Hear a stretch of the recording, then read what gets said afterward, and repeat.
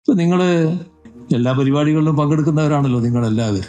സാധാരണഗതിയിൽ നിങ്ങൾ അവിടെ ഇരിക്കുക, ഞാൻ ഇവിടെ നിന്ന് സംസാരിക്കുക എന്ന് പറയുമ്പോൾ നമ്മൾ തമ്മിൽ മുഖം കാണാത്ത രീതിയിൽ മറച്ചു നിൽക്കുന്ന ഒരു കൂട്ടരുണ്ടല്ലോ, നമ്മുടെ മാധ്യമങ്ങളുടെ ക്യാമറകൾ. നമ്മളെല്ലാവരും അത് അംഗീകരിച്ചു കൊടുക്കലാണ്. കാരണം നാട്ടിലേക്ക് വിവരങ്ങൾ നൽകാനുള്ളവരാണല്ലോ അവർ. എന്താ നിങ്ങൾ ഇവിടെ ഒരാളെയും കാണാത്തത്? നിങ്ങൾ ചിന്തിക്കുന്നത് ഇവിടെ മാത്രമാണല്ലോ. ഞാൻ കഴിഞ്ഞ 2 പരിപാടിയിൽ പങ്കെടുത്തു, അവിടെയും ഇതേ അവസ്ഥയാണ് കണ്ടത്. എന്താണത്?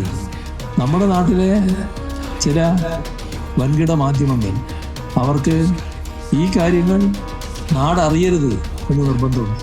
ഇനി അഥവാ അറിയുകയാണെങ്കിൽ അതിൻ്റെ ഒരു വക്രീകരിച്ച ചിത്രം ഏറ്റവും ദുർവിദിഷ്ടമായ രീതിയിൽ അവതരിപ്പിക്കാനാണ് താല്പര്യം. യഥാർത്ഥ കാര്യങ്ങൾ ജനങ്ങളെ അറിയിക്കരുത് നിർബന്ധം ചില നിക്ഷിപ്ത താല്പര്യങ്ങളുടെ ഭാഗമായിട്ട് വരിക. അപ്പോൾ ഇതൊരു ബോധപൂർവമായ നീക്കമാണ് നിങ്ങൾ കാണുന്നത്.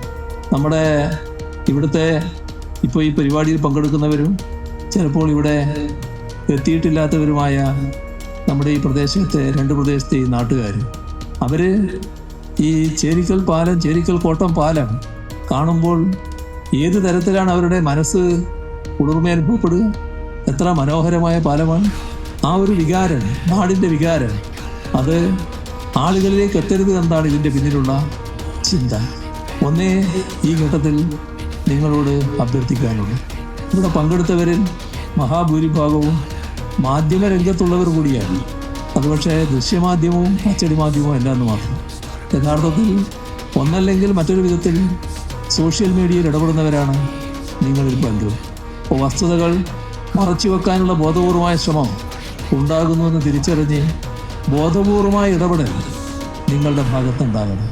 അതായത് നിങ്ങൾ ഉപയോഗിക്കുന്ന സാമൂഹ്യ മാധ്യമം ഇത്തരം കാര്യങ്ങൾ, പ്രത്യേകിച്ച് ഈ പരിപാടിയുടെ ദൃശ്യങ്ങളും മറ്റു കാര്യങ്ങളും നല്ല രീതിയിൽ നാടിൻ്റെ മുന്നിൽ അവതരിപ്പിക്കാൻ നിങ്ങളുടെ സോഷ്യൽ മീഡിയ കഴിവ് ഉപയോഗിക്കണം എന്നുകൂടിയാണ് എനിക്ക് ഈ ഘട്ടത്തിൽ അഭ്യർത്ഥിക്കാനുള്ളത്.